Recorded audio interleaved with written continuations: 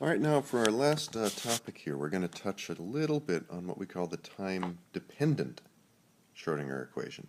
Everything we've been doing involves what we call stationary states that don't evolve in time. And of course, everything in the world happens in time. So it's nice to have some idea how this thing plays out as time advances. And we're just going to touch on this a little bit.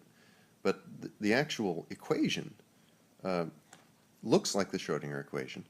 But now the wave function is going to be this capital psi, and it looks like I h bar times the derivative in time, how much it changes in time, operating on big psi, equals our friendly Hamiltonian operator, h hat, operating on big psi. So it turns out that psi, big psi of a function of position and time, is equal to the psi we know and love, psi of x, the spatial wave function, times an exponential I some frequency omega times t. This frequency omega is basically the frequency for Slinky, how long it takes it to go around in a circle, right, from 0 to 2 pi. At pi over 2, it's I. At pi, it's minus 1. At pi over 3, it's minus I, and then it gets back to 1 again. So that's just good old Slinky there. Now, energy is equal to h bar omega. That's just E equals h nu, by the way, that we've seen many, many times. But we've gone from nu to omega here, and the relationship is that omega is the frequency nu divided by 2 pi, or alternatively, nu is equal to 2 pi times omega. And what omega is its cycles per second. So it's how many times Slinky goes around a full circle, in other words, a full 2 pi per second. And it's a more natural unit for frequency variation. So it kind of has that 2 pi built into it. And that, in fact, is why we see h bar so much, because h bar is a little bit more natural for these frequency units, as is omega, is for these cycle units, which is also omega there. So big psi is just equal to little psi of x times e to the I, and now omega is just energy E over h bar. So it's exp of I, energy divided by h bar, times time. This is kind of interesting because the more energy you have, the more cycles you have. You're going faster, you're turning around faster. That corresponds, if you think about Slinky, to having more momentum, because the more times Slinky goes around in a circle, the higher the momentum is. So the whole thing basically makes sense. And the time development is this whole thing kind of spinning around in the complex plane, in the complex space, in a weird kind of way. Now we can make a little bit of sense about this by thinking of the time-dependent particle in our favorite box, okay? So let's put the particle in the box again. We have big psi of x and t is equal to little psi of x, e to the I, energy over h bar, times t. And there's our box. The potential goes, we're going from 0 to L in x. It's 0 inside, and then immediately goes to infinity on the outside. So the solution, we know, is root 2 over L. And now we have the time-dependent part, e to the I, and now it's h bar squared pi squared over h bar, 2ml squared, n squared t, and then the spatial part, sine of pi n x over L.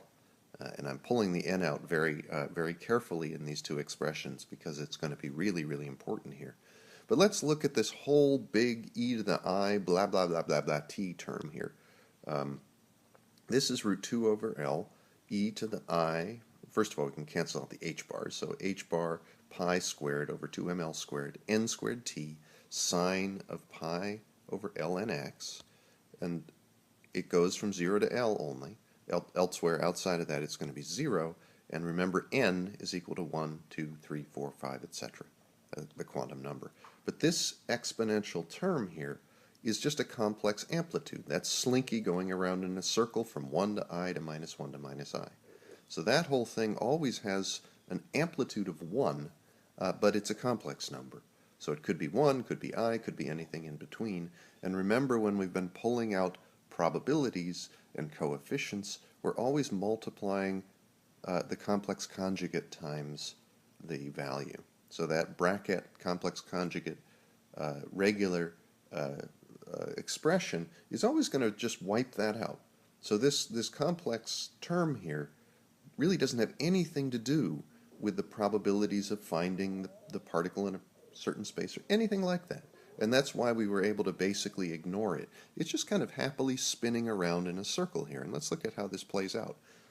So first of all, we can take this that whole thing and just express it in a slightly different way. I'm just all that h bar pi squared 2ml squared stuff and whatnot just kind of in the way. And so I'm going to write this as e to the I 2 pi by some other time unit, tau, times n squared. Because the tau and the n squared are what we're going to count. So tau, just like in the cycles per second, when tau is equal to 1, we're going to have gone 2 pi if n is equal to 1. And that's once around our little cycle, our little rosemary bush of Slinky going round and round and round. So if we do set n equal to 1, and we're looking at the ground state for the particle in the box, let's see how this works. So to begin, our box goes from 0 to L. We've got our half sine cycle there, just as we like it, and it's totally real, because e to the 0 at tau equals 0 is just 1. So that's what we've done all around. But now let's get tau go to 1/4. So now the wave function wraps around like this a little bit, and I'm using my I'm using my right hand rule here. So we've gone from the real plane, which was kind of up in the plane of the paper, and by the right hand rule, the positive imaginary direction is down there, sort of facing out of the page, and we're still going from 0 to L. The wave function looks exactly the same, but now it's sticking out in the positive imaginary direction. So now let's advance to tau equals a half, halfway around our cycle. We got tau equals a half, and now the wave function has wrapped itself around, so it's going in a negative direction in the real plane. So it's real again, but it's managed to get itself pointing in the other direction. Now we're going to go around to tau equals 3/2. Again, our box from 0 to L. We got tau equals, 3/4, and now it's wrapped itself back around. It's in the imaginary plane, but it's sticking into the page. And finally, we come around to tau equals 1. We've gone a full cycle, and the thing's righted itself perfectly. It's kind of like a little kayak there. It's spun around. It's sitting up in the positive real plane again. So that's what it does. It's basically just spinning around in the complex plane, but it always looks the same. And because we take the complex conjugate when we go to measure anything real, for just this stationary state, the looks the same part is all that we really care about in this case. And so that's why it's basically a stationary state. If we take the amplitude squared, nothing happens. It doesn't ever vary. But the function itself is happily spinning around, and you'd think that has no consequences, but now we'll see a situation where it does have a consequence. Now it really gets kind of fun and cool when we go to the linear combination. So let's make a wave function that's half 1/√2 of phi1 and half 1/√2 of phi2. So there's a 50-50 admixture of these two. And so we've got now some particle in the box in n equals 1, some particle in the box in n equals 2, and let's have a look at what this looks like, because the phi1 term now has a time-dependent function in there that looks like e to the 2 pi I times this time scale of tau. But the n equals 2 version has e to the 4 times 2 pi I tau, because there's an n squared term in there in that time scale. And so the n equals 2 one is spinning around in the complex plane 4 times faster than the slow ground state n equals 1 case. And this is going to make a really big difference. Let's draw our particles in the box again, the solutions here. So first for n equals 1, I'm going to draw out 5 little x equals 0 to L things, and we're going to go fully around the circle. So I got the tau equals 0, the green one going up in the real plane, tau equals a 1/4, then we go off in the imaginary plane in the positive direction, tau equals a half, we go down in the real plane, tau equals 3/4, we go out in the negative imaginary direction, basically down into the page there, and finally at tau equals 1 we come back around full circle. So the n equals 1 solution is spinning around one full circle in the complex plane for every repetition of this time scale tau. N equals 2, well, here's 5 more of these boxes. We're going to need a node in the middle, and so at t equals 0, tau equals 0, it just looks like our n equals 2 particle in the box. So far, so good. Now, as we go to tau equals 1/4, for the n equals 2 case, let's see, tau equals 1/4, there's a 4 times in there. That's basically back to tau equals 1.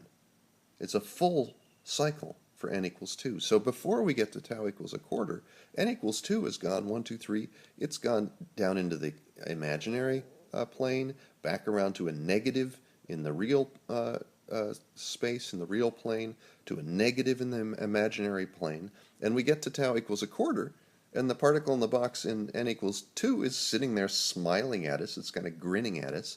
It looks exactly the same as it did before, but it's gone a full cycle around in the complex plane. And we go to tau equals 1/2, the same thing happens. It goes through the full cycle, and it's sitting back there, looking just like it did originally, and again to 3/4, and again to 1. Each time, by the time we get to that point, the n equals 2 cases come all the way back a full cycle. So it goes through 4 full cycles in the time that it takes the n equals 1 solution to go through 1 full cycle. And when we add these two together, that is going to make a difference. So I'm just going to do the 2 cases where we're in the real plane, because they're a heck of a lot easier to draw. So where both functions are fully in the real plane, but that's the tau equals 0 and the tau equals 1/2 case. And the important thing here is that the first solution, the n equals 1 solution, has flipped itself over at tau equals 1/2, but the n equals 2 solution has spun itself around twice, in fact, but it's looking just like it did before. So at the tau equals 0 time, the linear combination of these two solutions has a big bulge on the left-hand side of the box, because that's where n equals 1 and n equals 2 wave functions are interfering with each other constructively. They interfere destructively on the right-hand side of the box, and so it looks, the overall amplitude is very small over there. This is very much like an sp hybrid orbital. But now we wait until tau equals 1/2, and the wave function, the situation has reversed itself. The positive interference is over there on the right-hand side of the box, and so now the wave function is going to look like this. So this thing is basically sloshing back and forth inside the box. It doesn't stay still. The stationary cases, the probability distribution is always the same. That's why we call it a stationary solution.